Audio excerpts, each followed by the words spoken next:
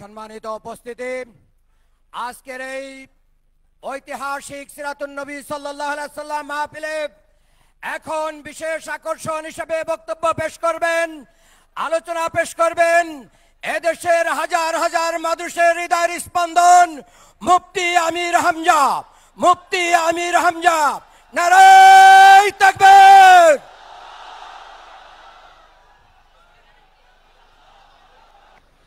আসসালামু আলাইকুম ওয়া রাহমাতুল্লাহি ওয়া বারাকাতুহু। কেমন আছেন আপনারা? অনেক সময় বসে আছেন, একটু দাঁড়ান, দাঁড়িয়ে এরপরে বসেন। একটু দাঁড়ান, একটু দাঁড়িয়ে এরপরে বসেন। একটু দাঁড়ান, একটু দাঁড়ান। হ্যাঁ, বসেন বসেন, 10 সেকেন্ড সময় দিলাম, বসেন, তাড়াতাড়ি বসেন।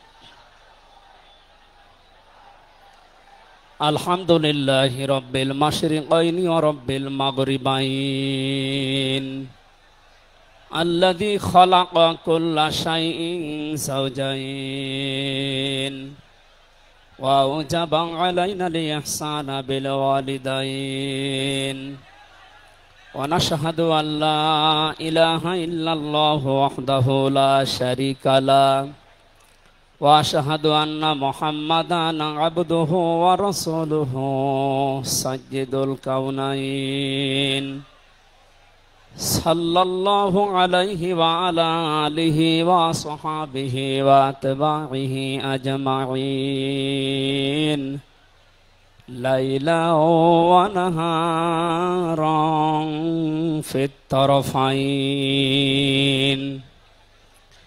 فقد قال الله تعالى في كلامه المجيد وبرهانه التوحيد। জবান খুলে পড়েন আউযু বিল্লাহি মিনাশ শাইতানির রাজিম। বিসমিল্লাহির রহমানির রহিম। লাকাদ কানা লাকুম ফি রাসূলিল্লাহি উসওয়াতুন হাসানাহ উসওয়াতুন হাসানাতুল লিমান কানা ইয়ারজুল্লাহা ওয়াল ইয়াউমাল আখিরা ওয়া যাকারাল্লাহা কাসীরা। সাদাকতা ইয়া রাব্বানা। عن أبي هريرة رضي الله تعالى عنه قال قال النبي صلى الله عليه وسلم من مات ولم يخزو ولم يحدث به نفسه مات على شعبة من النفاق رواه مسلم. وقال تعالى في شان حبيبي إن الله وملائكته يصلون على النبي يا أيها الذين آمنوا صلوا عليه وسلموا تسليما اللهم صل على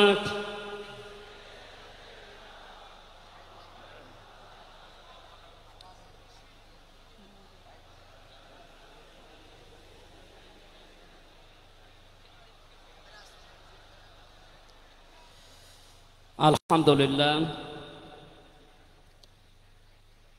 জাতীয় সিরাত উদযাপন কমিটি ঐতিহাসিক সরোয়ার্দী উদ্যান ঢাকা বিশ্ব মানবতার মহান বন্ধু মুহাম্মদুর রাসূলুল্লাহ সাল্লাল্লাহু আলাইহি ওয়াসাল্লামের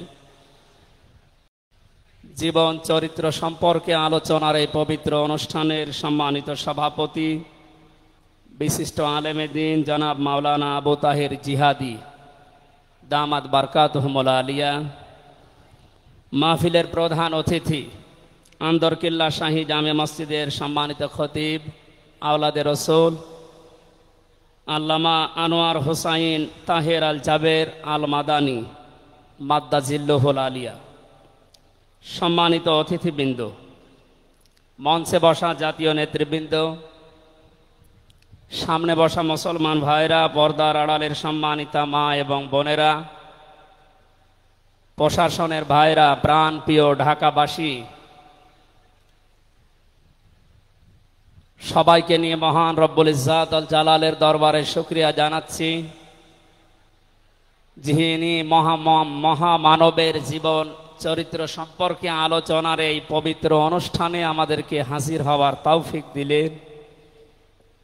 জবান খুলে বলছি আলহামদুলিল্লাহ। কথা বলার প্রথমে আমি স্মরণ করছি 2024 সালের আগস্টের 5 তারিখ পর্যন্ত যারা মুক্তভাবে কথা বলার পরিবেশ তৈরি করে দেওয়ার জন্য নিজের জীবন পর্যন্ত দিয়ে গেলেন, শাহাদতের সর্বোচ্চ মাকাম আল্লাহ যেন তাদেরকে দান করেন। আমরা কিছু ভিডিও দেখতে পাচ্ছি, অনেকে বলছে তারা শহীদ হয়নি, তারা নিজেদের বুককে গলির সামনে, অস্ত্রের সামনে পেতে আত্মহত্যা করেছে। তারা কাদের কাছ থেকে কি পেয়ে কি খেয়ে কথা বলছেন আমি জানি না। কোরআনে কারিমে আল্লাহ তাআলা 1500 বছর আগে জানিয়েছে। শহীদ এর শব্দটা আমাদের এই বাংলাদেশ, ভারত, পাকিস্তানে যেভাবে ব্যবহার হয়, এটা এত সস্তা বিষয় না, অনেক দামি বিষয়।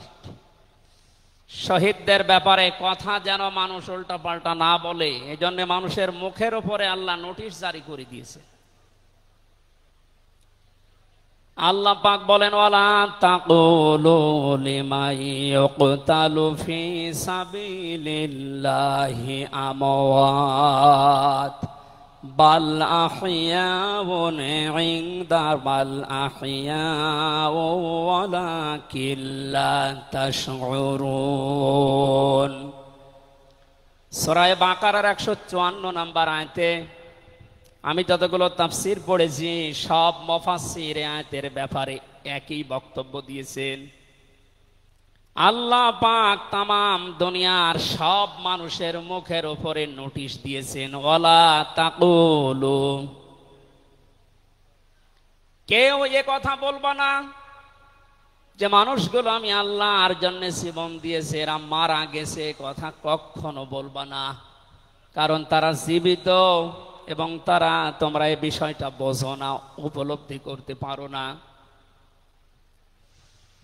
মুখের পরে মানুষ যেহেতু অন্তর দিয়ে ধারণা করতে পারে, এজন্য আল্লাহ হৃদয়ের উপরে, অন্তরের উপরেও নোটিশ দিয়েছেন, ওয়ালা তাহসাবান্নাল্লাযীনা কুতিলু ফি সাবিলিল্লাহি আমওয়াতা বাল আহইয়াউন ইনদা রাব্বিহিম ইরযাকুন।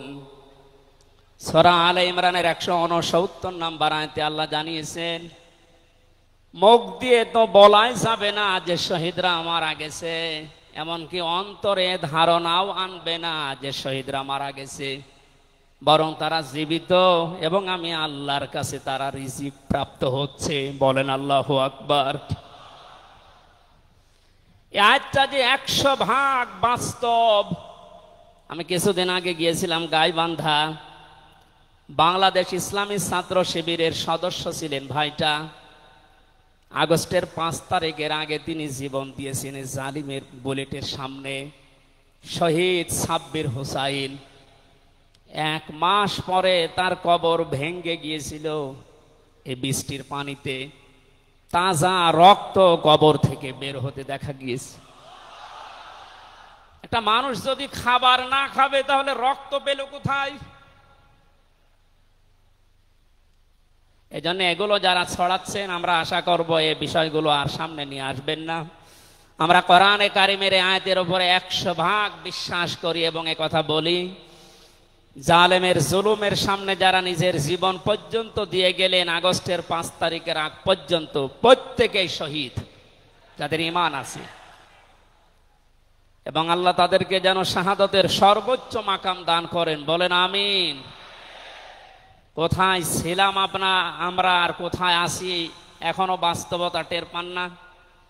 কিছুদিন আগে বাংলাদেশ জামাত ইসলামের কেন্দ্রীয় আমিরে জামাত ডক্টর শফিকুর রহমান কুষ্টিয়াতে গিয়েছিলেন। প্রায় 5000 মানুষকে নিয়ে তিনি একটা অনুষ্ঠান করলেন, যারা 16 জন শহীদ হয়েছিল কুষ্টিয়ায়। বাংলাদেশ জামাত ইসলামের পক্ষ থেকে 2 লক্ষ করে টাকা তাদের পরিবারের হাতে তিনি তুলে দিলেন। প্রায় 2.5-3 ঘন্টায় অনুষ্ঠানগুলো আমরা দেখলাম।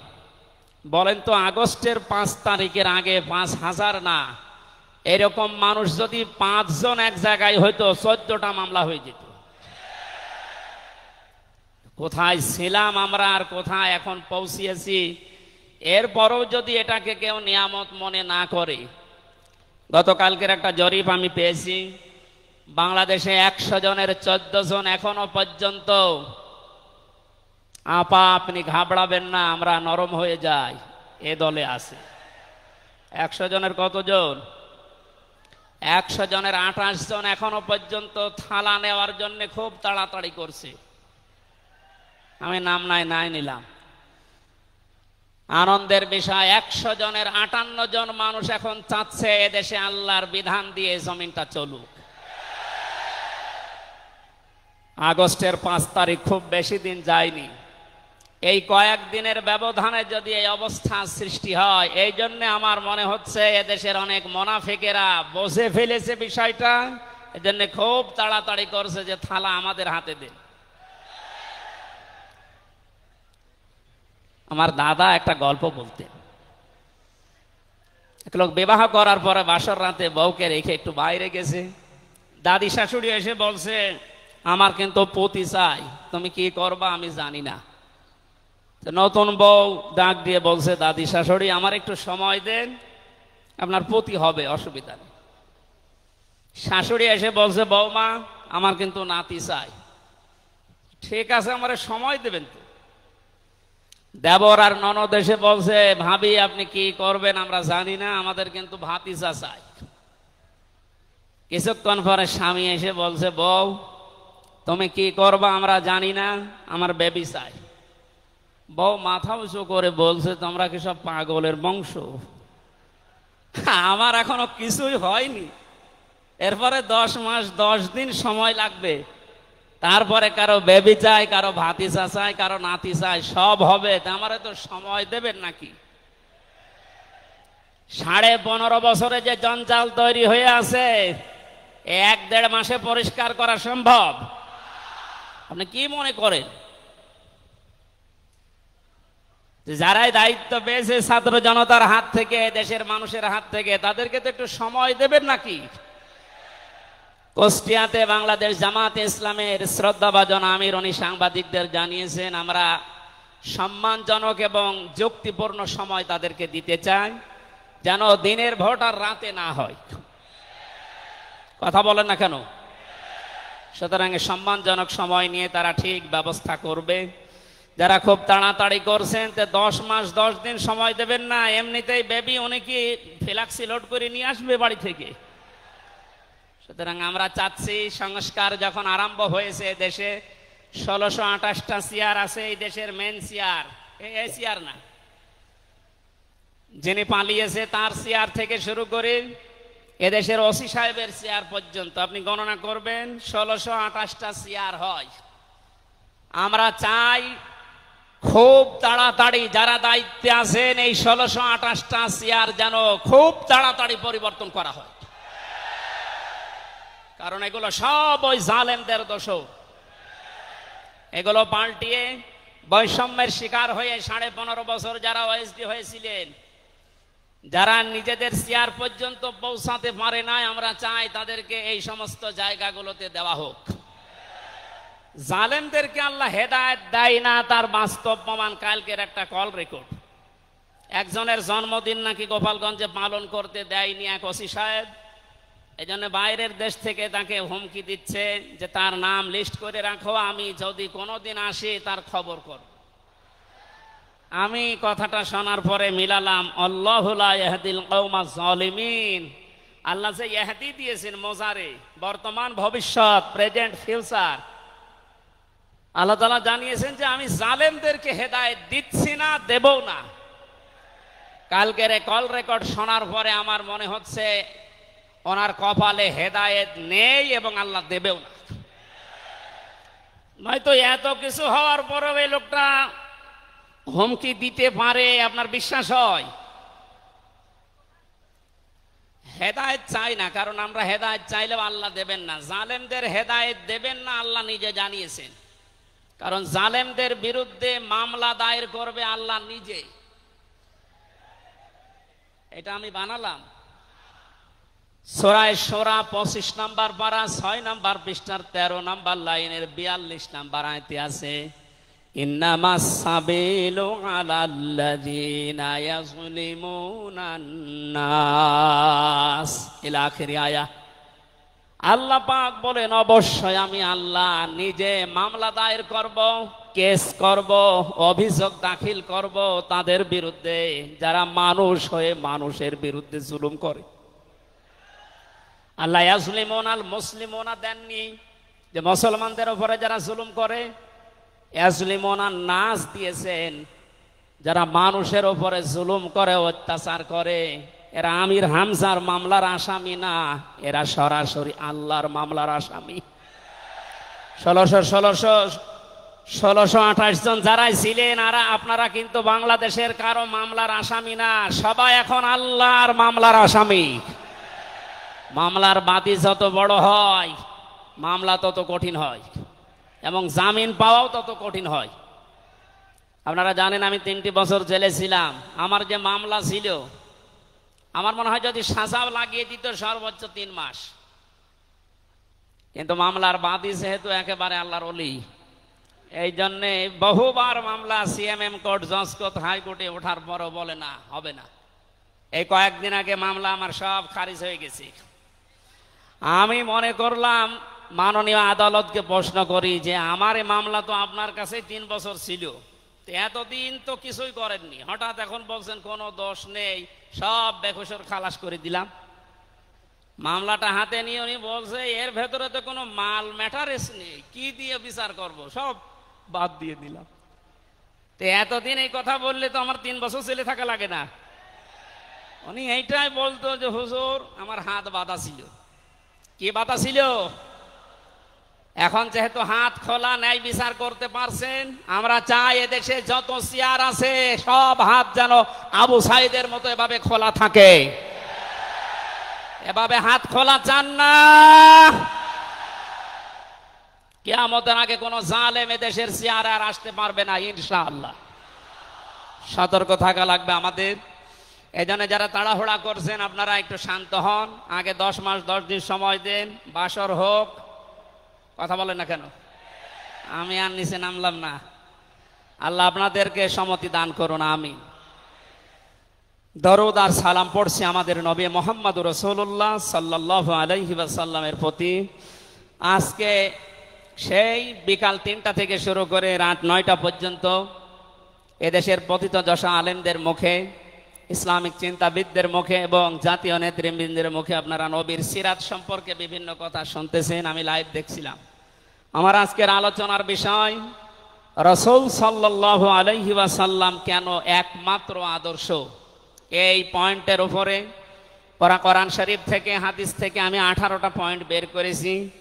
খুব সংক্ষেপে এর উপরে আপনাদের সামনে কথা উপস্থাপন করার চেষ্টা চালাবো ইনশাআল্লাহ। ওমা তাওফীকি ইল্লা বিল্লাহ। জবান খুলে কোরআনের এই সোনালী আয়াতটা একটু পড়েন। আউযু বিল্লাহি মিনাশ শাইতানির রাজিম। বিসমিল্লাহির রহমানির রহিম।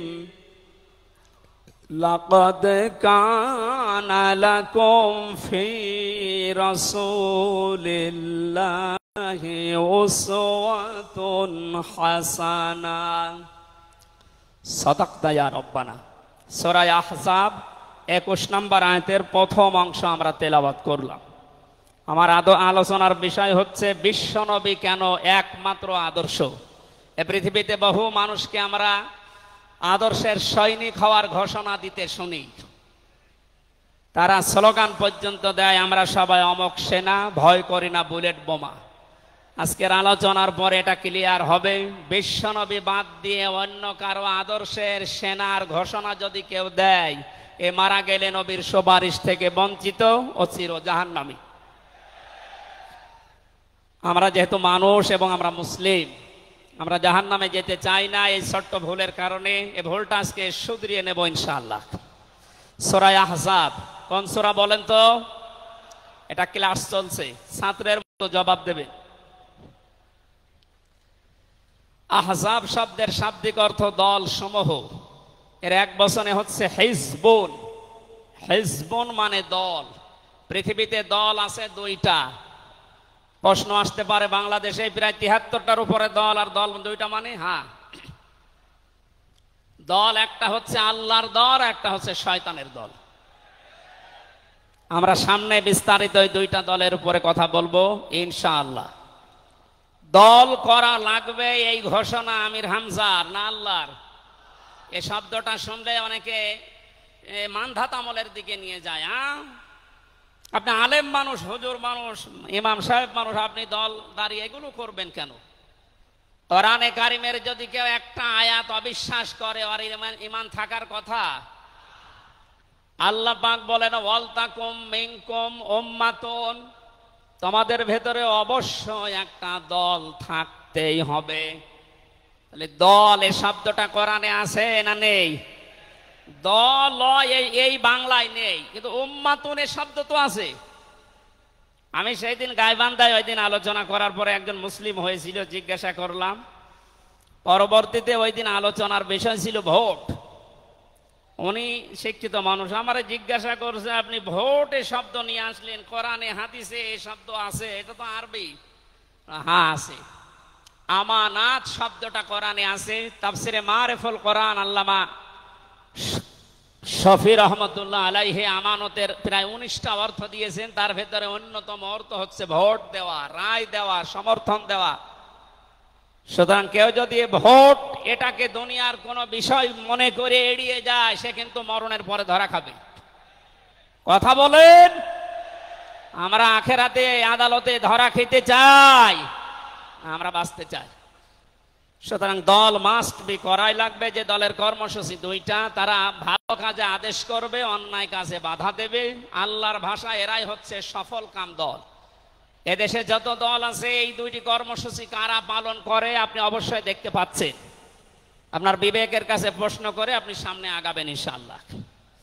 তাহলে নবীজি আমাদের জন্য একমাত্র আদর্শ কেন? এর 1 নম্বরে আমি পেয়েছি, তার জীবনটা আমাদের কাছে পরিষ্কার। এই কারণে পৃথিবীতে আমরা যত নেতা নেত্রীকে মেনে চলতে দেখি, যে কোনো রাজনৈতিক দলের নেতা নেত্রী আপনি হন, ওই রাজনৈতিক দলে যাকে মানেন তার চরিত্র জীবন আপনার কাছে কিন্তু পরিষ্কার না।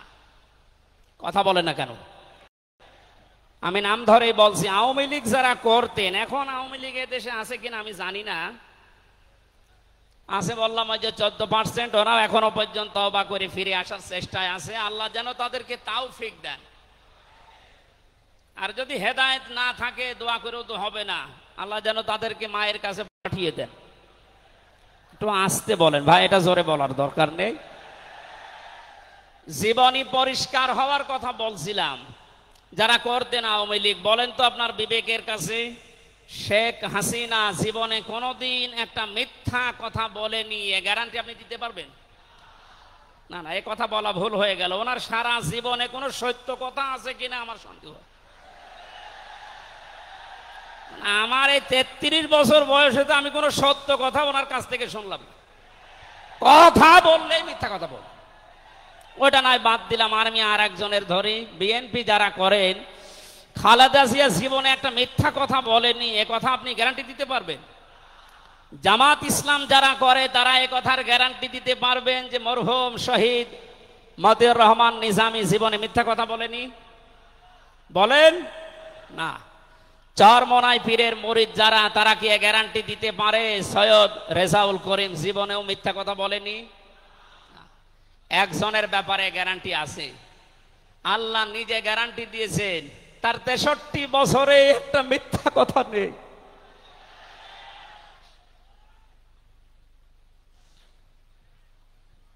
এই জন্য বিশ্বনবী আমাদের একমাত্র আদর্শ হওয়ার কারণ এই যে জীবনে 63 বছরে একটাও মিথ্যা কথা বলেননি। জোরে বলেন আল্লাহু আকবার। এটা যে কত বড় বিষয় আপনি চিন্তা করলে আপনি চিন্তার রেখা শেষ করতে পারবেন না। আমাদের দিনের ভেতরে 24 ঘন্টায় কত মিথ্যা আসে, আর তারপর 63 বছরের জীবনে একটা মিথ্যা কথা তিনি বলেননি।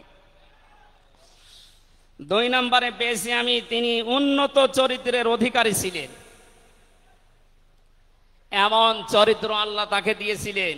আমি 3 জন নবীর নাম পেয়েছি, আল্লাহর নামের সাথে তাদের নাম আল্লাহ মিলিয়ে দিয়েছেন। হযরত ইসমাঈল আলাইহিস সালামকে আল্লাহ ডাক দিয়েছিলেন গোলামিন হালিম, আমার সহনশীল বান্দা। হযরত ইসহাক নবীকে আল্লাহ বলেছিলেন গোলামিন আলিম, আমার জ্ঞানী বান্দা। আর মুহাম্মদুর রাসূলুল্লাহকে আল্লাহ ডাক দিয়েছেন ওয়া ইন্নাকা লাআলা খুলুকিন আযীম। জোরে বলেন আল্লাহু আকবার। বৃষ্টি হচ্ছে না বাইরে? এখানে ওঠাউঠি করেন কেন? বসেন বসেন।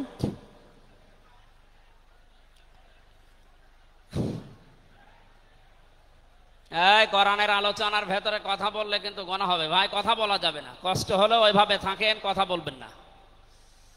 3 নম্বরে পেয়েছি আমি সূরা ইউনূসের 58 নম্বর আয়াতে আল্লাহ তাআলা জানিয়েছেন বিশ্ব নবী তোমাদের জন্য একমাত্র আদর্শ হওয়ার কারণ তিনি শ্রেষ্ঠ সম্পদ। কুল বিফাদলিল্লাহি ওয়া বিরহমাতিহি ফাবিযালিকা ফালিয়াফরাহু হুয়া খায়রুম মিম্মা ইয়াজমাউন। নবী আপনি বলুন, তামাম দুনিয়ার মানুষেরা যা গেইন করে, যা অ্যাচিভ করে, যা অর্জন করে, যা কিছু পেয়ে আনন্দে আছে, আমি আল্লাহর কাছে এই পৃথিবীর শ্রেষ্ঠ সম্পদ হচ্ছে আপনি। জোরে বলেন আল্লাহু আকবার। সুতরাং আপনার আদর্শ পেয়েছে যারা, সে মানুষগুলো যেন আনন্দে থাকে, তারা যেন খুশি হয়। এজন্য আগস্টের 5 তারিখের আগ পর্যন্ত এদেশের 100 জনের মাত্র 15 জন মানুষ বিশ্ব নবীকে একমাত্র আদর্শ মানতেন। তারা খুশি ছিলেন, রাজি ছিলেন।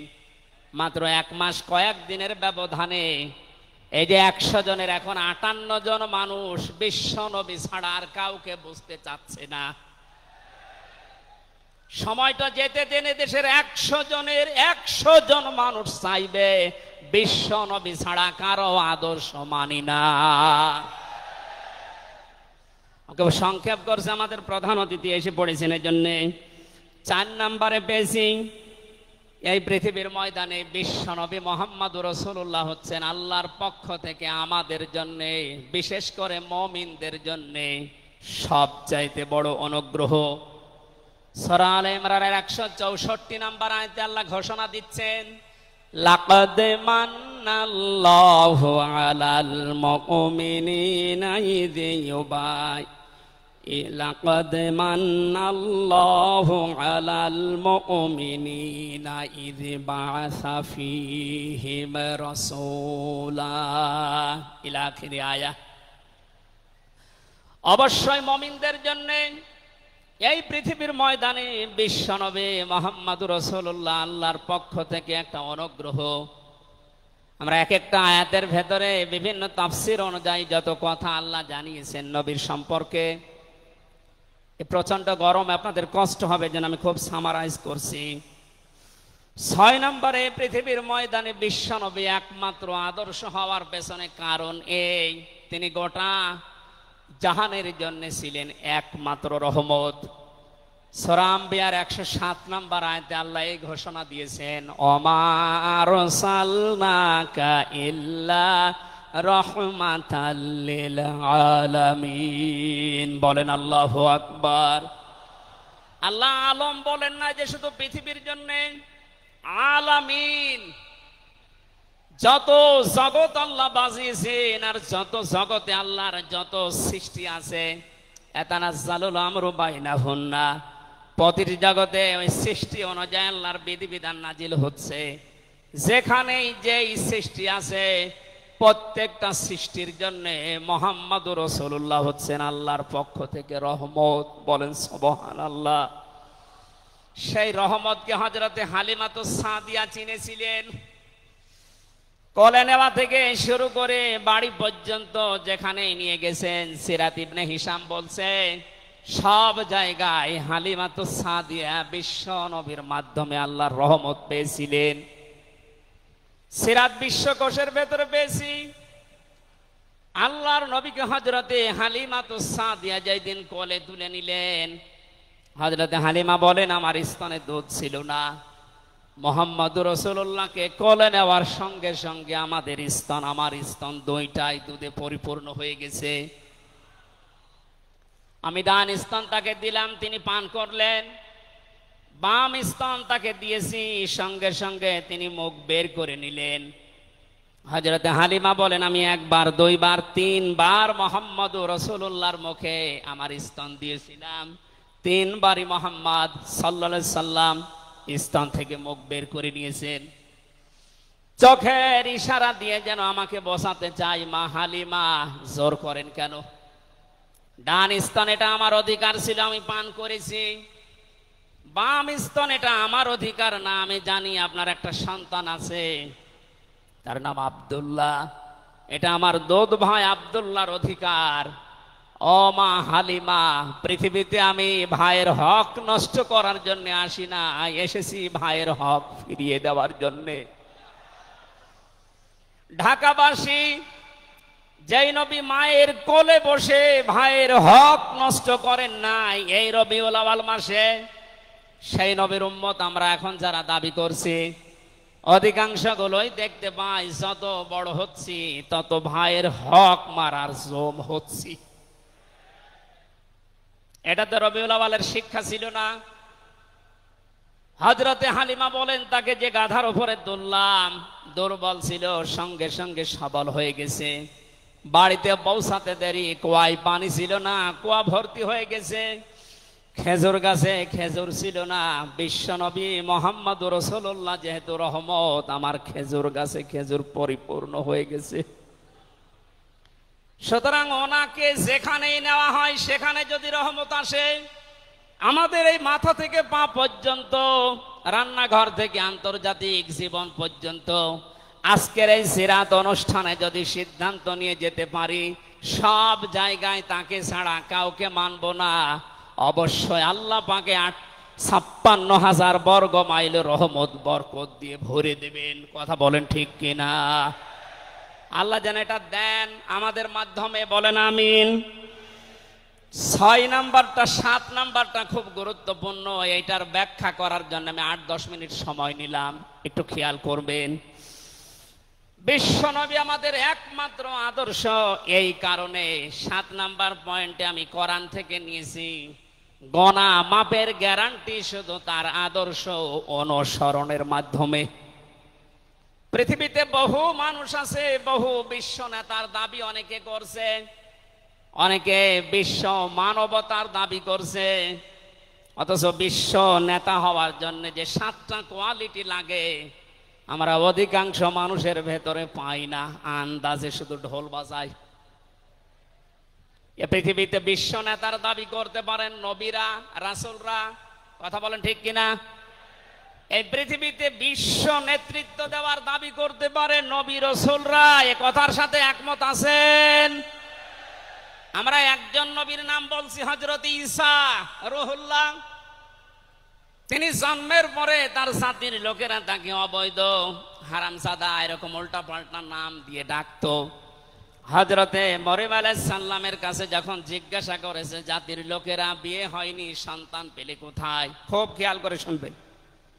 হযরতে মরিয়ম ইশারা দিয়েছিলেন দোলনার দিকে, ফাশারাত ইলাইহি ক্বালু কাইফা নুকাল্লিমু মান কানা ফিল মাহদি সাবিয়্যা। তিনি ইশারা দিয়ে বললেন, এই যে দোলনায় যে ছেলেটা আছে ওকে জিজ্ঞাসা করো ওর জন্মের পরিচয় বলতে পারবে। ওরা বলছে ছোট্ট বাচ্চা কথা বলবে কি করে। সঙ্গে সঙ্গে দোলনা থেকে হযরতে ঈসা তার এই জাতির লোকের এই কথার উত্তর দিয়েছেন, জবাব দিয়েছেন, ক্বালা ইন্নী আবদুল্লাহ আতানিয়াল কিতাবা ওয়া জাআলানি নাবিয়্যা ওয়া জাআলানি মুবারাকান আইনামা কুনতু ওয়া আওসানি বিস-সালাতি ওয়াজ-যাকাতি মা দুমতু হাইয়্যা।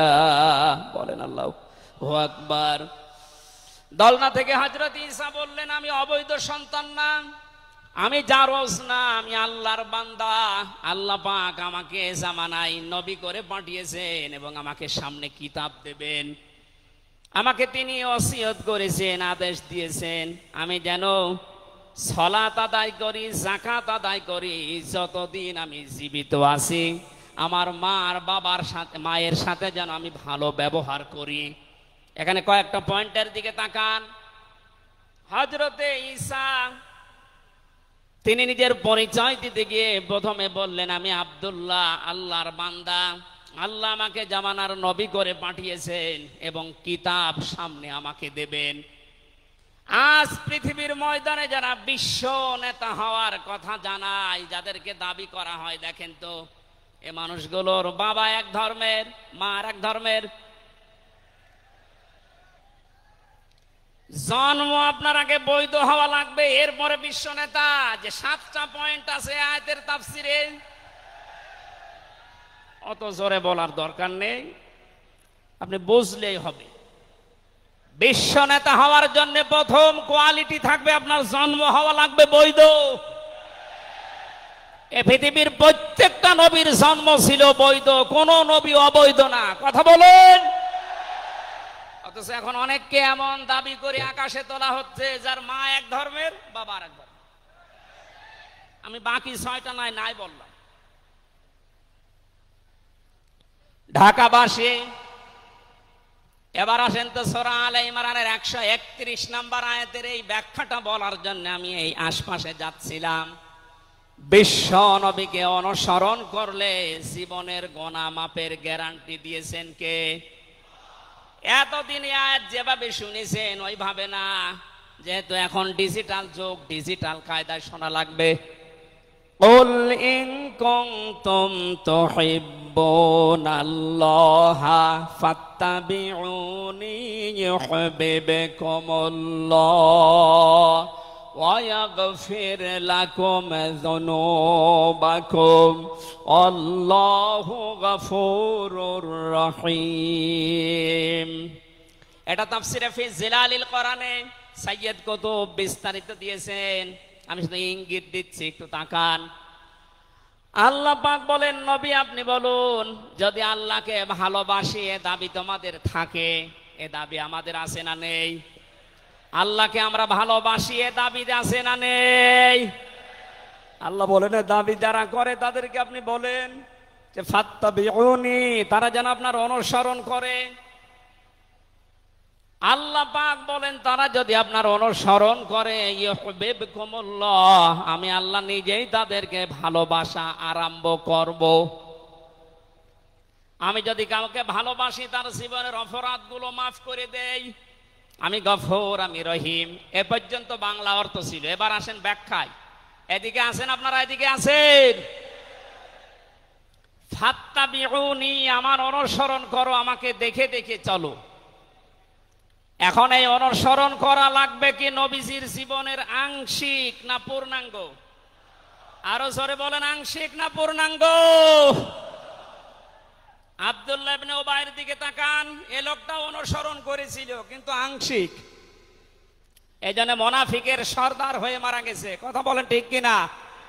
তার নামাজ ছিল রসুলের মতো, রোজা ছিল রসুলের মতো, নবীজির পেছনে হজ করেছে, নবীজির সাথে বিশ্ব নবীর সাথে ইফতারি করেছে, কিন্তু বিশ্ব নবী এই পৃথিবীর নেতা এটা সে মানত না। আজ বাংলা সহ বিশ্বে বহু মুসলমান এই থিওরিতে আছে, তারা নামাজ রসুলের মতো পড়ে, রোজা রসুলের মতো রাখে, কিন্তু সমাজ নবীজি, রাষ্ট্র নবীজি 10 বছর কোরআন দিয়ে চালিয়েছিলেন, এইটা মানতে তারা রাজি না। এ মানুষগুলোর অনুসরণ হচ্ছে আংশিক না পূর্ণাঙ্গ। সুতরাং আংশিক অনুসরণ করলে আল্লাহ কি আপনাকে ভালোবাসা আরম্ভ করবে? না। ইহবিব এটা মোজারে, বর্তমান, ভবিষ্যৎ, প্রেজেন্ট, ফিউচার। যখন আপনি পূর্ণাঙ্গ অনুসরণ করার জন্য দাড়ি থেকে মাথা থেকে শুরু করে পা পর্যন্ত, রান্নাঘর থেকে শুরু করে আন্তর্জাতিক জীবন পর্যন্ত সব জায়গায় বিশ্ব নবীকে অনুসরণের সিদ্ধান্ত নিয়ে নেমে পড়বেন, আল্লাহ তখন ভালোবাসা আরম্ভ করবে। আয়াত অনুযায়ী এদেশে এখনো যারা পূর্ণাঙ্গ অনুসরণ আরম্ভ করেননি, একটু নিজের দিকে তাকিয়ে ভাবেন তো। আপনি 14 বার হজ করতে পারেন, 24 বছর রোজা রাখতে পারেন, প্রতিদিন 72 রাকাত নামাজ পড়তে পারেন নফল, কিন্তু এখনো পর্যন্ত আল্লাহর ভালোবাসা আপনি পাওয়া শুরু করেন। এ কথা বুঝে এসেছে? সুতরাং আমাদের অনুসরণ হবে কি আংশিক না পূর্ণাঙ্গ? আরো জোরে বলেন। নবীজির মতো নামাজ পড়া যেমন, বিশ্ব নবীর মতো রাষ্ট্র চালাতেও হবে ওই রকম। নবীজি জানিয়েছেন, মান মাতা ওয়ালাম ইয়াখযু ওয়ালাম ইউহাদ্দিস বিহি নাফসাহু মাতা আলা শুবাতিন মিনান নিফাক। যে লোকটা মরে গেল কিন্তু তার এই চিন্তা ভাবনা ছিল না যে জমিন আল্লাহর কোরআন দিয়ে চলুক, এই লোকটা মুনাফিক হয়ে মরবে, কেউ তাকে বাঁচাতে পারবে না। অথচ এই হাদিসটা সামনে নিয়ে বাংলাদেশে আমরা এখনো অনেককে নামাজ পড়া, রোজা রাখা, দাড়ি রাখা, জুব্বা গায়ে দেওয়া মানুষকেও মুনাফিক হয়ে মরার সম্ভাবনা দেখতে পাচ্ছি। কথা বলে ঠিক কিনা? সুতরাং আমরা চাই নবীজি যেভাবে নামাজ পড়েছিলেন, বিশ্ব নবী যেভাবে রাষ্ট্র চালিয়েছিলেন, ওইভাবে আমাদের এই দেশটাও 10 বছর চলুক। আমিরে জামাত ডাক্তার শফিকুর রহমান কয়েকদিন আগে ঘোষণা দিয়েছেন, 15 বছর লাগবে না, মাত্র 10টা বছর আমাদের হাতে দেন, আমরা গ্যারান্টি দিতে পারি এ দেশের মানুষকে। 9টা পয়েন্ট ওখানে উনি দিয়েছেন, সবগুলোর বাস্তবায়ন করে এই 16 কোটি মানুষকে উনি দেখাবেন। এটাকে আজ অনেকে রাজনীতি মনে করে উল্টাপাল্টা দিকে নিয়ে যাচ্ছেন। আমার বিশ্ববিদ্যালয়ে থাকাকালীন এক দুষ্টু বন্ধু ছিল, 10 বছর নবী কোরআন দিয়ে রাষ্ট্র চালিয়ে বলতে পেরেছিলেন, খায়রুল কুরুনি করনি, আমার যুগ শ্রেষ্ঠ যুগ। আমাদের দেশটা 53 বছর স্বাধীন হয়েছে, 1 বছরও কোরআন দিয়ে চলেছে। এই জন্য তো কোনো জিনিস নিরাপদ না। আমার ছোট দাদা উনি বলছিলেন যে হজে যাওয়ার পরে দেখি একটা ঘড়ি পড়ে আছে, মোবাইল ঘড়ি। চিন্তা করলাম নেব না, মনের ভেতরে ভয়, যদি ধরা পড়ে যায় তাহলে তো মানুষ, এ দেশে তো ধরা পড়লে আবার হাত কেটে দেবে, দেশে যাওয়ার পরে মানুষ বলবে হাজী সাহেব চোর।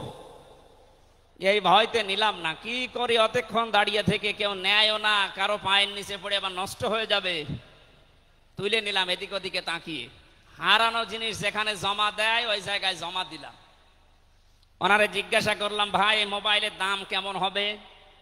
উনি আমারে বলছে, ইয়া হাজিউল হজ্জা তাই না বিলা দোকা, হে হাজি দেশ কোথায়? দাদা বলে, জি তুমেন বাংলাদেশ। বাংলাদেশ থেকে এসেছি। আপনার বাংলাদেশের টাকার মান অনুযায়ী এই ঘড়ি মোবাইলের এটা দাম হবে 72,000 টাকা। কত? 72,000 টাকার মোবাইল পড়ে আছে, ঘড়ি কেউ নিচ্ছে না। এদেশে থাকবে? বলেন। সাধারণ মানুষের কাছে থাকা দূরের কথা, দরবেশের কাছে থাকবে 36,000 কোটি টাকা। আমার মনে হয় আমার 33 বছরের জীবনে গণনা করেও শেষ করতে পারবো না।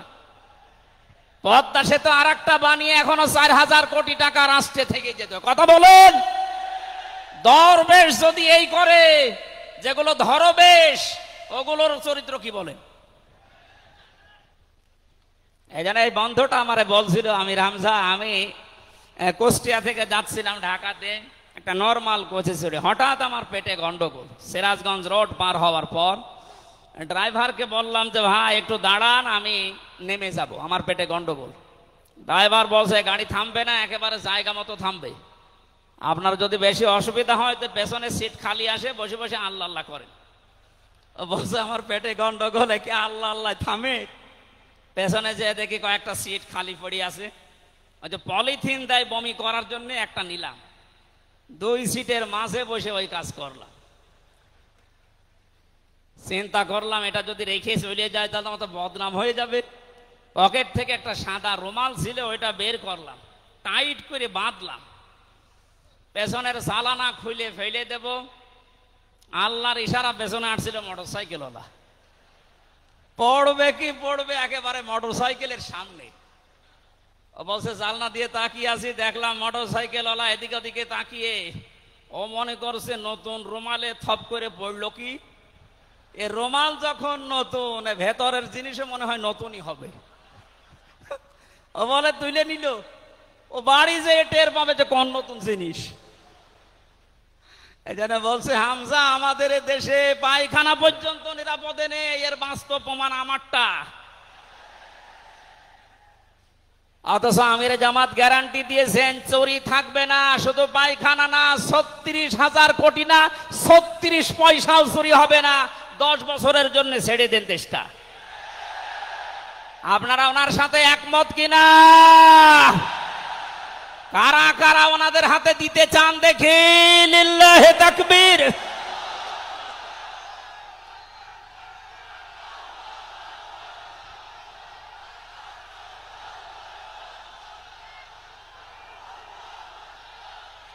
আলহামদুলিল্লাহ ভাই, এটা রেকর্ড হচ্ছে। এটা শুধু এই সামিয়ানার নিচে নেই, 18 কোটি মানুষ শুনতেছে। যারা এই ময়দানের থেকে হাত তোলা দেখে তারাও হাত তুলেছে। আমরা চাই এই হাত যেন আল্লাহর জন্য আপনারা তোলেন, মানুষকে দেখানোর জন্য না। সুতরাং আমরা যদি বিশ্ব নবী মুহাম্মদুর রাসূলুল্লাহর অনুসরণ আংশিক করি, আল্লাহর ভালোবাসা পাওয়া এখনো আমরা আরম্ভ করিনি। এই হিসাবে দেশের অনেক পীর, অনেক ইমাম, অনেক খতিব, অনেক আলেম, অনেক জনতা এখনো আল্লাহর ভালোবাসা পাওয়া আরম্ভ করেনি। গোনা মাফ, জান্নাত তো দূরের কথা। কারণ আল্লাহর ভালোবাসা যে পাওয়া আরম্ভ করবে, তার জীবনের গোনাগুলো আল্লাহ মাফ করবে, তাকে জান্নাতে দেবে। সুতরাং রাসূলুল্লাহ আমাদের একমাত্র আদর্শ হওয়ার কারণেই তাকে অনুসরণ করলে এ গ্যারান্টি পাওয়া যায় যে জীবনের গোনা আল্লাহ মাফ করে দেন। জোরে বলেন সুবহানাল্লাহ। 9 নম্বরে পেয়েছি, বিশ্ব নবীর সাথে কেউ যদি বেয়াদবি করে তাহলে সে ধ্বংস হয়ে যাবে। আপনি তাকান, তার আপন চাচা আবু লাহাব, এটা যদি সিরাতুন নবী মাহফিল, আমাদের ঢাকাতে এগুলো হয়তো নেই, এগুলো চট্টগ্রাম আর সিলেট বিভাগে বেশি পাওয়া যায়। রবিউল আউয়াল মাস আজকে শেষ, এ মাস আসলেই অনেককে দেখি নবীর জন্ম নিয়ে, নবীর মিলাদ নিয়ে আনন্দে আত্মহারা হয়ে যায়। পরিষ্কার ভাষায় বলছি, বাংলার মানুষেরা নবীর মহাব্বত, নবীর ভালোবাসা মাস্ট বি লাগবেই। কিন্তু নবীর জন্ম নিয়ে, নবীর মিলাদ নিয়ে যদি কেউ শুধু আনন্দ করে মেতে থাকে, নবীর আদর্শর কোনো খোঁজ নেই, আপনি এই মুহূর্তে জেনে নিতে পারেন যে আপনি জাহান্নামী। তার প্রমাণ নবীদের আপন চাচা আবু লাহাব আর আবু তালেব। এই 2 জন চাচা নবীর আদর্শ পেয়ে খুশি ছিল না, তারা নবীর জন্ম পেয়ে খুশি ছিল। নবীর মিলাদে, নবীর জন্মে তারা এত খুশি হয়েছিল, আবু লাহাব নিজের কাজের মেয়েকে পর্যন্ত আজাদ করে দিয়েছিল। আবু তালিব নিজের সন্তান হযরতে আলীকেও কাছে রাখতো না।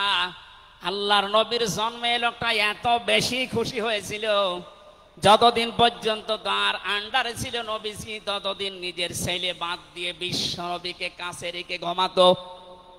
অথচ তাদের পুরা 2 জনের জীবন আমি পড়ে দেখেছি। 2 জন চাচা বিশ্বনবী মোহাম্মদুর রাসূলুল্লাহর দুইজন চাচা শুধু নবীর জন্ম মিলাদ নিয়ে আনন্দে ছিল, আদর্শ পেয়ে তারা আনন্দ করে নাই, মেনে নেয় নাই, জন্য দুইজনেই জাহান্নামী। বলেন নাউজুবিল্লাহ। সিস্টেম অপর পৃষ্ঠায় দেখুন, আরো দুইজন চাচার নাম আমরা জানি, হযরতে হামজা, হযরতে আব্বাস রাদিয়াল্লাহু তাআলা আনহুমা। এই দুইজন চাচা শুধু নবীর জন্মে মিলাদে খুশি ছিলেন না, তারা নবীর আদর্শ পেয়ে খুশি হয়েছিলেন, এই জন্য দুইজনেই জান্নাতি। বলেন সুবহানাল্লাহ। হযরতে হামজা, হযরতে আব্বাস যে জান্নাতে গেছে কোনো সন্দেহ আছে? আল্লাহ কোরআনের আয়াত নাযিল করেছেন তাদের নামে, রাদিয়াল্লাহু আনহুম ওয়া রাদু আন। আল্লাহ পাক বলেন আমি তাদের উপরে রাজি হয়ে গেছি যেমন তারা আমার উপরে রাজি। সুতরাং হযরতে আব্বাস, হযরতে হামজা দুইজনেই নবীর আদর্শ মানার কারণে জান্নাতি। আমরা এদের মতো হতে চাই। বলেন আমিন। এখানে একটা কথা আছে, হযরতে হামজা আব্বাস রাদিয়াল্লাহু তাআলা আনহু তিনি কিন্তু অনেক আগে মুসলমান হয়েছিলেন, গোপনে কিন্তু প্রকাশ করেননি।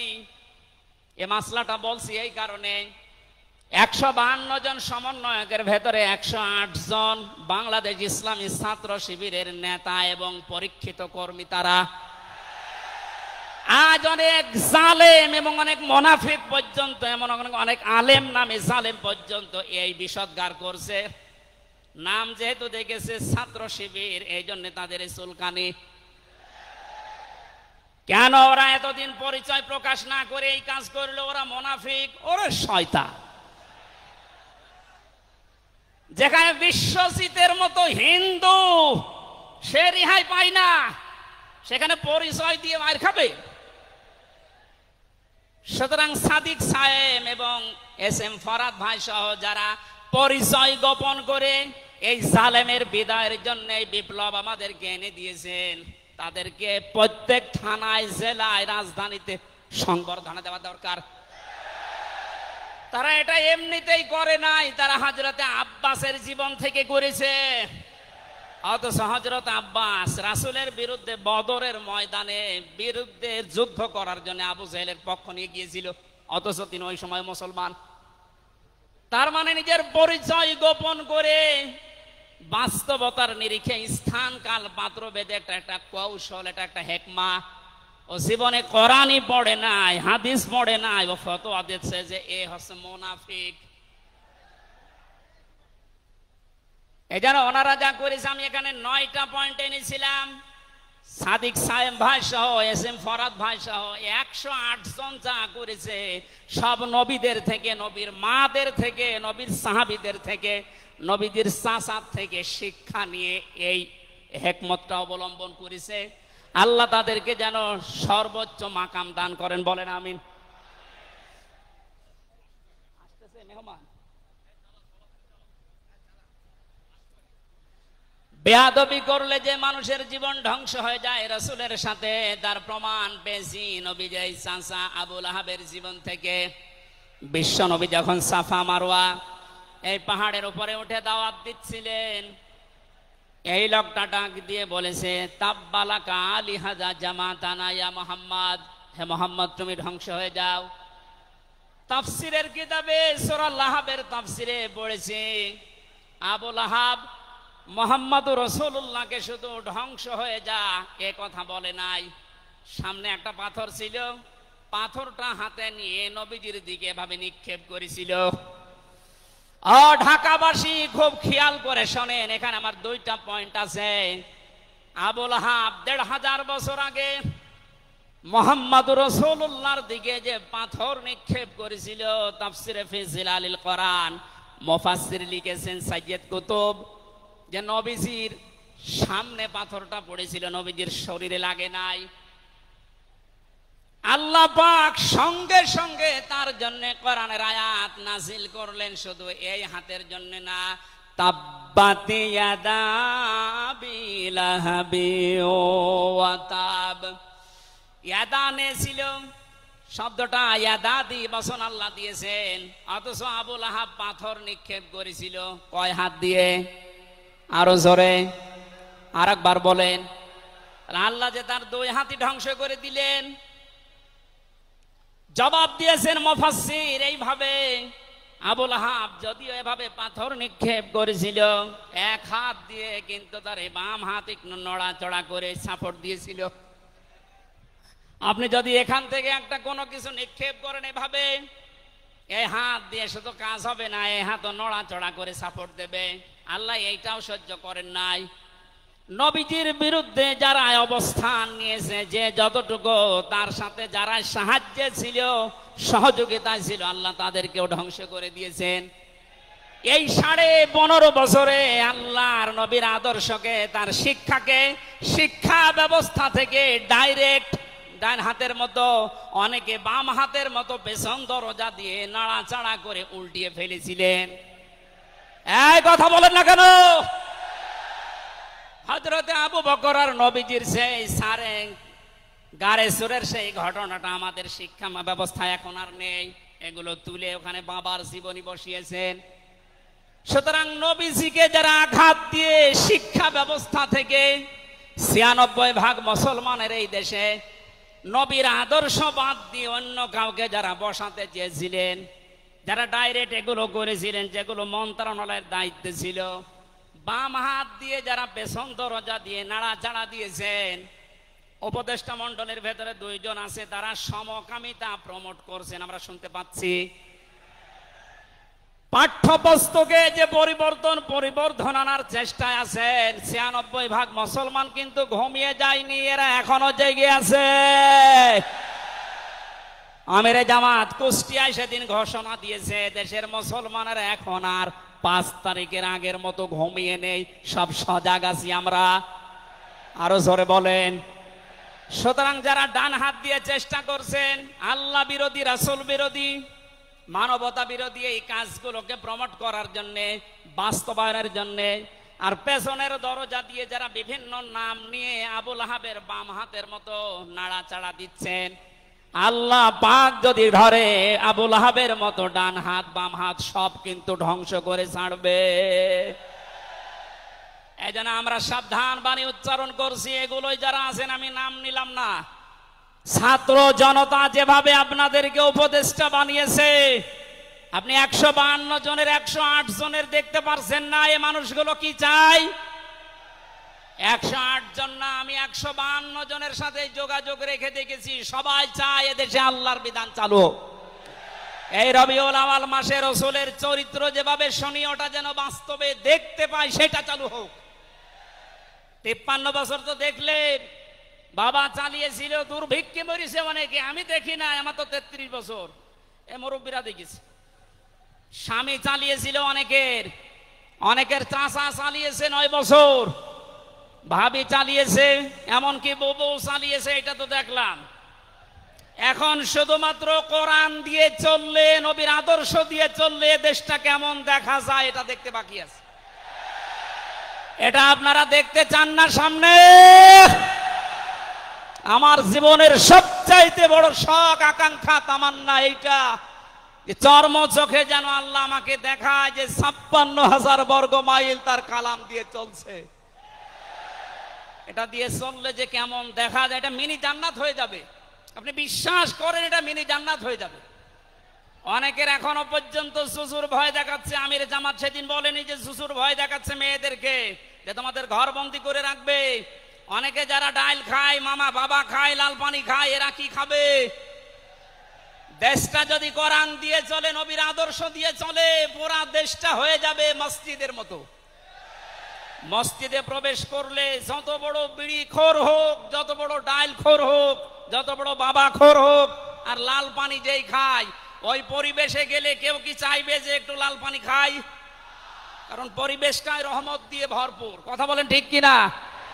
এজন্য মসজিদে প্রবেশ করতে হলে আল্লাহর রহমত আমরা কামনা করি। আল্লাহুম্মা আফতাহলি আবওয়াবা রহমাতিক, পুরা জায়গাটাই রহমত দিয়ে ভরপুর। আল্লাহর কোরআনের বিধান সেখানে চলে, এজন্য পুরা জায়গাটা রহমত দিয়ে ভরপুর করা। এই দেশটায় যদি আল্লাহর বিধান চালু হয়, রাসূলের আদর্শ চালু করতে পারি আমরা, পুরা দেশটা হয়ে যাবে মসজিদের মতো। তখন আর লাল পানি খেতে, বিড়ি খেতে আপনার মনে চাইবে না ইনশাআল্লাহ। আপনি জান্নাতি হয়ে মারা যেতে পারবেন, এই গ্যারান্টি আমরা দিতে পারি। সুতরাং আমরা রসুলের সাথে কোনো বিয়াদবি যেন না করি। আমার মনে হয় মেহমান এসে গেছে আমাদের মাঝখানে।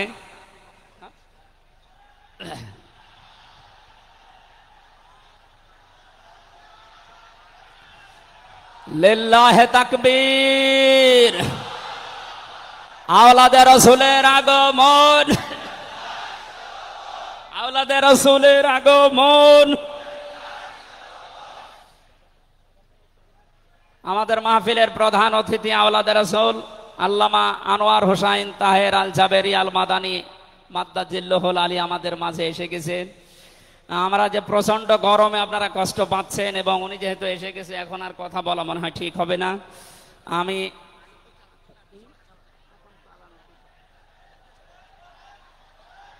এই এখানে যা বসা আছে সব আমার উস্তাদের উস্তাদ। এই জন্য আমি কথা বলতে চান, পয়েন্টগুলো শেষ করছি। 10 নম্বরে পেয়েছি তিনি শরীয়ত প্রণেতা, হ্যাঁ বললে হালাল, না বললে হারাম, সুতরাং তার সম্মান অনেক বেশি। 11 নম্বরে তিনি ছিলেন দাঈ ইলাল্লাহ, তিনি ডাকতেন শুধুমাত্র আল্লাহর দিকে। কার দিকে? আমি একটা পয়েন্ট এখানে বলি, খুব খেয়াল করে শুনবেন। সূরা হামিম সেজদার 33 নম্বর আয়াতটা এতদিন যেভাবে শুনেছেন ওইভাবে না, একটু ভালো করে খেয়াল করে শুনেন। আল্লাহ পাক বলেন, ওমান আহসানু কাওলাম মিম্মান দাআ ইলাল্লাহি ওয়া আমিলা সালিহান ওয়া ক্বালা ইন্নানি মিনাল মুসলিমিন।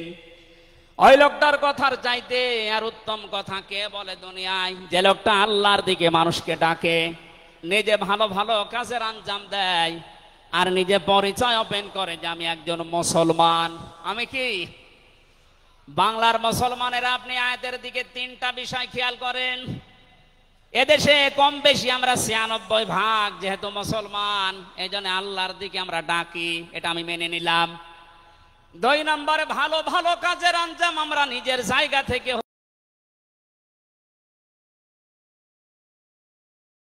ওয়াকালা ইন্নানি মিনাল মুসলিমিন, আমি মুসলমান, এই ঘোষণা দেওয়ার মতো পরিবেশ এই দেশে এখনো আসে নাই। কথা বলেন। এখন এমন জায়গা অনেক আছে যেখানে আমি মুসলমান, এ কথা বলা এখনো সম্ভব না। সুতরাং আয়াতের 3 নাম্বার, এটা যদি বাস্তব এই চর্মচোখে দেখতে চান যে আমি মুসলমান, এই পরিচয় দিয়ে আমি এই পৃথিবীতে টিকে থাকতে চাই, তাহলে এই দেশটা কোরআনের হাতে দেওয়া লাগবে, মাস্ট বি। কথা বলেন ঠিক কিনা? সুতরাং আমাদের এখন থেকে ডাক হবে কোন পীরের দিকে না, কোন বাবার দিকে না, আমাদের একমাত্র ডাক হবে আল্লাহর দিকে। জোরে বলেন আমিন। 12 নম্বরে বেশি তিনি যুদ্ধবন্দীদের সাথে এমন ভালো আচরণ করতেন। ইয়ামামার একজনের নাম পড়লাম হাদিসের পাতায়, বিগ লিডার ছিলেন এই লোকটা, সামামা ইবনে ওয়াসাল রাদিয়াল্লাহু তাআলা আনহু। বদরের ময়দানে তিনি ধরা পড়লেন, সাহাবীরা তাকে বেঁধে রেখেছে মসজিদের ভেতরে খুঁটির সাথে। নবীজি এসে বললেন, সামামা কেমন লাগে তোমার, কি আচরণ আমার কাছে আশা করো? লোকটা বলে, মুহাম্মদ সাল্লাল্লাহু আলাইহি সাল্লাম, আপনি আমাকে মেরেও ফেলতে পারেন, ছেড়েও দিতে পারেন। নবীজি তাকে বললেন, সামামা এই দুনিয়ায় শেষ দুনিয়া না, আর একটা জগৎ আমাদের সামনে আসে। ইসলামের বিশাল কিছু তার সামনে তুলে ধরলেন। বাড়িতে যাওয়ার পরে নিজের হাতে রান্না করে খাবার পাঠালেন তার জন্য। দ্বিতীয় দিন আবার তাকে দাওয়াত দিলেন ইসলামের। বিশ্ব নবী নিজে উটের দুধ এক সাহাবীকে দিয়ে দহন করিয়ে গরম করে পাঠালেন। মনে হচ্ছে তিনি জামায় আদর করছেন, অথচ সে লোকটা যুদ্ধবন্দী। একটা যুদ্ধবন্দী মানুষের সাথে বিশ্ব নবীর যে আচরণ, এ পৃথিবী অবাক হয়ে গেছে। অথচ এই 15.5 বছরে যুদ্ধবন্দী না, কারাবন্দী, তাও অন্যায় ভাবে। আরে ভাই, আমার তো 3 বছর পরে যেহেতু মামলা খালাস করে দিয়েছে, আদালত কর্তৃক প্রমাণ হয়েছে যে আমি নির্দোষ, আমার কোনো দোষ নেই, তাহলে আমার মামলার আয়ু থেকে শুরু করে একেবারে ওই উপর পর্যন্ত যিনি পালিয়েছেন, এ পর্যন্ত যারা জড়িত ছিল আমি চাই তাদের প্রত্যেকে যেন 3 বছর জেলে থাকে। এইটাই ন্যায় বিচার হবে। এই কথা বলে না কেন? আমার জন্য 3 বছর, ব্যারিস্টার আরমানের জন্য 8 বছর, 11 বছর। কত বছর? আপনি যে চট করে ঢুকে পড়বেন, আগে 11 বছর থাকেন, এরপরে।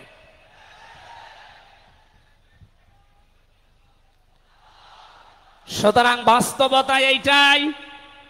শত্রুদের সাথে তিনি যুদ্ধবন্দীদের সাথে কি আচরণ করলেন, আর আমরা অন্যায় ভাবে কারাবন্দীদের সাথে, আমি তো অন্যেরটা জানি না, নিজেরটার সাথে বলছি। এই যে মুরব্বী মানুষ বসে আছে মাওলানা রফিকুল ইসলাম খান, এই মুরব্বীর পায়ে বেড়ি দিয়ে, হাতে হ্যান্ডকাপ দিয়ে, মাথায় দড়ি দিয়ে মনে হচ্ছে গরু টেনে নিয়ে যাচ্ছে। আমার 11 ঘন্টা টাঙিয়ে রেখেছিল, অথচ নিজেরাই বলছিল যে আপনার কোনো দোষ নেই, আমরা জানি। তো দোষ নেই, আমরা ধরে রেখেছেন কেন, ছেড়ে দেন। বলে না, উপরের নির্দেশ। কোথায় পৌঁছিয়েছিল দেশটা। আর তারা এই রবিউল আউয়াল আসলে একদিন ছুটি দিত নবীর জন্মদিন পালন করার জন্য। নবীর আদর্শের কোনো খোঁজ খবর তাদের কাছে নেই। এই উসামা ইবনে ওয়াসাল নবীজির আচরণ দেখে শেষ পর্যন্ত বাপদাদার ধর্ম ত্যাগ করে ইসলাম কবুল করেছিলেন। এই 15 বছর যদি এরকম কিছু দেখাতে পারতেন, লাখের উপরে মানুষ জেল খাটতেছে। আমার মনে হয় 100 জনের 70 জন মানুষ এই দেশে জেল খাটে, কিচ্ছু জানে না। বিশেষ করে 15.5 বছর এই মানুষগুলো আপনার দলে অন্তত না আসলেও আপনার জন্য দোয়া করতো। এরপরে আমি পেয়েছি বিশ্বনবীকে একমাত্র আদর্শ হওয়ার কারণ তিনি শত্রুদের সাথে এমন আচরণ দেখিয়েছিলেন, পৃথিবীতে ইতিহাস হয়ে আছে। তাইফে তিনি দোয়া করেছিলেন, আল্লাহুম্মা হাদি কওমি ফাইন্নাহুম লা ইয়ালামুন। 14 নম্বরে পেয়েছি তিনি নবী এবং রাসূলদের নেতা ছিলেন। 15 নম্বরে ছিল তার বক্ষ ছিল উন্মুক্ত। 16 নম্বরে পেয়েছি তিনি ছিলেন লাইট বা আলো। 17 নম্বরে তিনি ছিলেন স্নেহময়, মমতাময়। 18 নম্বরে তিনি ছিলেন কমল হৃদয়ের অধিকারী। এক একটা শব্দের ভেতরে লক্ষ লক্ষ কথা আল্লাহ লুকিয়ে রেখেছেন। রাসূলের জীবনে 1 ঘন্টা 1.5 ঘন্টায় না, কিয়ামত পর্যন্ত যদি কেউ আলোচনা করে, আমি 31টা বিষয় সাজিয়েছি এক একটা পাঠ অনুযায়ী। সুতরাং এরকম যদি শুরু হয় তো 31 দিন একাধারে লাগার কথা আমার এই ক্ষুদ্র জ্ঞানে। যারা আরো বড় বড় আলেম এখানে বসে আছে, কিয়ামত পর্যন্ত আলোচনা শুনবেন, করবেন। আমাদের নবী আজিম খুলুকিন আজিম, কোনোদিন শেষ হবে না ইনশাআল্লাহ। সুতরাং নবীজি আমাদের একমাত্র আদর্শ, এটাই ফাইনাল। তাকে ছাড়া আমরা কাউকে মানি না। ওদারত আহ্বান জানাচ্ছি তাকে আদর্শ গ্রহণ করার জন্য। আমিন।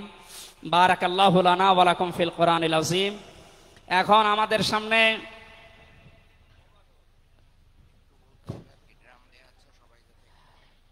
এমনিতেই অনেক খরচ হয়েছে মাহফিলের জন্য, আপনারা দেখতে পাচ্ছেন কত টাকা খরচ। আপনি হিসাব করলে আপনার হিসাবে ধরবে না। আবহাওয়ার কারণে ব্যবস্থাপনার কয়েক গুণ খরচ হয়ে গেছে। প্যান্ডেলের ভেতরে বাইরে ড্রাম দেওয়া আছে। আল্লাহর দিকে তাকিয়ে নবীজির এই সিরাত, বিশ্ব নবীর আদর্শ যারা গ্রহণ করবেন বলে আপনারা আশাবাদ ব্যক্ত করলেন, তাদেরকে বলছি মুক্ত হস্তে আপনারা একটু দান করে যাবেন। জাতীয় সিরাত বাস্তবায়ন কমিটি আগামীতে আবার এর চাইতে আরো বিশাল আকারে নবীর জীবনে আমাদেরকে শোনানোর চেষ্টা করবে ইনশাআল্লাহ। অবশ্যই এটা দিয়ে যাবেন। আমি আজকের মতো বিদায় নিলাম। আমিন। বারাকাল্লাহু লানা ওয়া লাকুম ফিল কোরআনিল আযীম। আসসালামু আলাইকুম ওয়া রাহমাতুল্লাহ। এখন আমাদের প্রধান অতিথি আছে, উনি